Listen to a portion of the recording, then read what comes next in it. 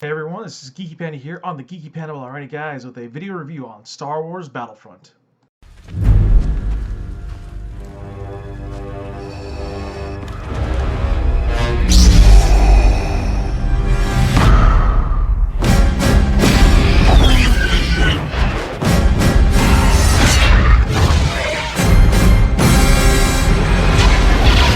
Now, Star Wars Battlefront is more of a re-envisioning of the original Star Wars Battlefront games rather than a full-on sequel.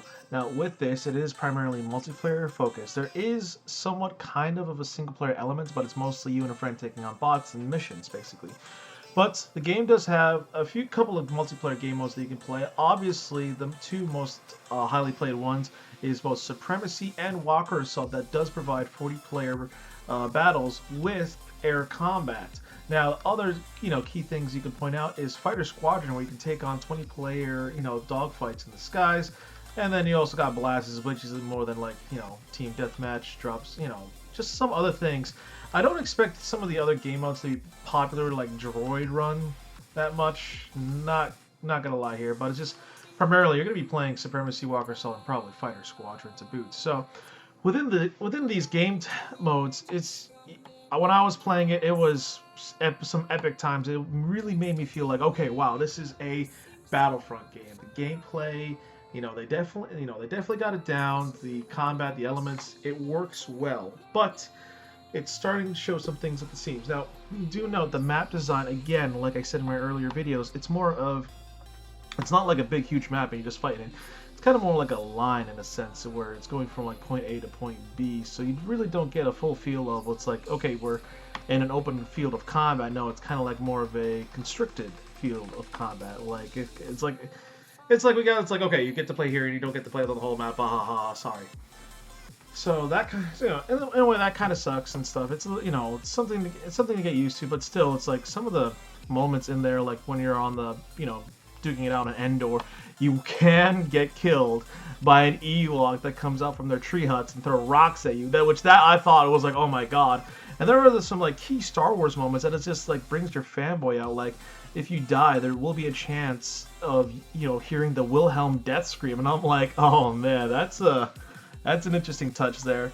Walker Assault's nice because, the attacking team, the Imperials will have AT-ATs, and you got to escort them to the Rebel base where they can destroy them. Obviously, the Rebels got to throw out everything they got to stop them, and the Battle of Hoth definitely has some key good moments in it. I just wish the map was a little bit bigger, like it was back in the original. But still, it was a lot of fun trying to stop it, and I'm thankful that they balanced it a little bit more, where it was really imbalanced during the beta, but now there's somewhat of a chance of a 50-50 here, where either it can go, it can go either way. So, really happy about that. As far as the graphics go, the game does look good on the current gen systems, but I was playing on the Xbox One. It could be a little bit better, and I played it on the PS4 as well. Still, the game does look good. The maps and how it's designed is just incredible. Like, there's so much Star Wars into it that it just makes you feel like, holy crap, this is Star Wars. This is it right here. Obviously, the sound design as well, top notch. They've got it. It's Star Wars. What can I say? It really makes you bring into the universe here.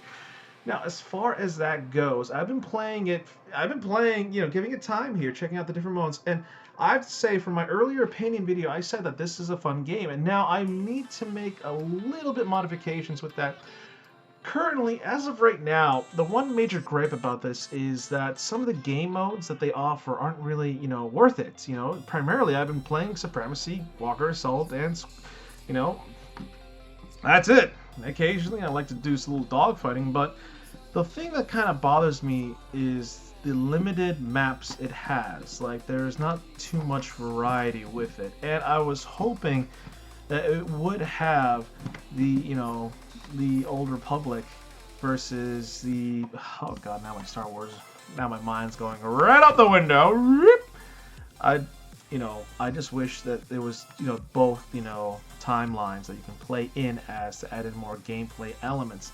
It does have some limited maps, and they reuse some of it for some of the other game modes, which really, it kind of makes you dull the experience. The good thing is, though, that there is some carrot on the stick as far as customizing your characters, getting, figuring out what weapons you want to bring in, and your card setup, which is basically kind of like, just cards like you can get grenades, you can get a sniper rifle, you can get a small rocket launcher, and there are also power pickups on the field, which includes, some really useful stuff like a better rocket launcher to take out vehicles, to turrets and all that stuff. And then of course you get the the hero pickups where you can choose one of 3 heroes, whether it be for the Alliance or for the Empire, and they're really cool and they can be potential game changers. So use wisely, of course. Now, overall, what I have to say is that Star Wars Battlefront is definitely a really good attempt to make a Star Wars game. It definitely has the look and feel of Star Wars. That is, even the sound. I gotta give it to those, those guys there at DICE. They really did their research. But the fact is that after a couple of hours, you might feel a little bored because there's not, the map variety is very limited, and some of the game modes you probably wouldn't even bother playing. It's just there's a lot that this game has to offer, but not a lot after once you go through it. Like, there's nothing stopping you from playing, like, play it for the weekend. Oh, well, I got my fill. I'll just play a different game now. So I definitely have to say, as far as longevity goes, yeah, the $50 season pass will probably piss people off, thinking like, oh, there should have been more content in the game, more maps, all that stuff. So I will take points off for that. But overall, though, is the game fun? Yes, it is fun, but still you're going to feel like that you wish there was more into it. So, rating-wise, from a scale of 1 to 5, I'm giving this game a 3.5. While it's definitely a really great attempt at making a Star Wars Battlefront game, and it's been a long time since we've seen one, it's just shy of being a really good game. It's just lacking of key content, including more maps that they could have done, and just the other timeline they could use is just really limited. This game is definitely worth a rental pickup, though, and don't get me wrong, it does have some great, awesome moments, but I just wish there was more to it. So, yep, my final score will be a 3.5 out of 5. Hopefully, guys, this will answer some of your questions out there. If you've played this game yourself, post out in the comment box of what your opinions are about it. And above all else, hit that like button, and don't forget to subscribe to my channel if you haven't already. This is Geeky Panda here on the Geeky Panda blog, saying out to remember, stay geeky, my friends.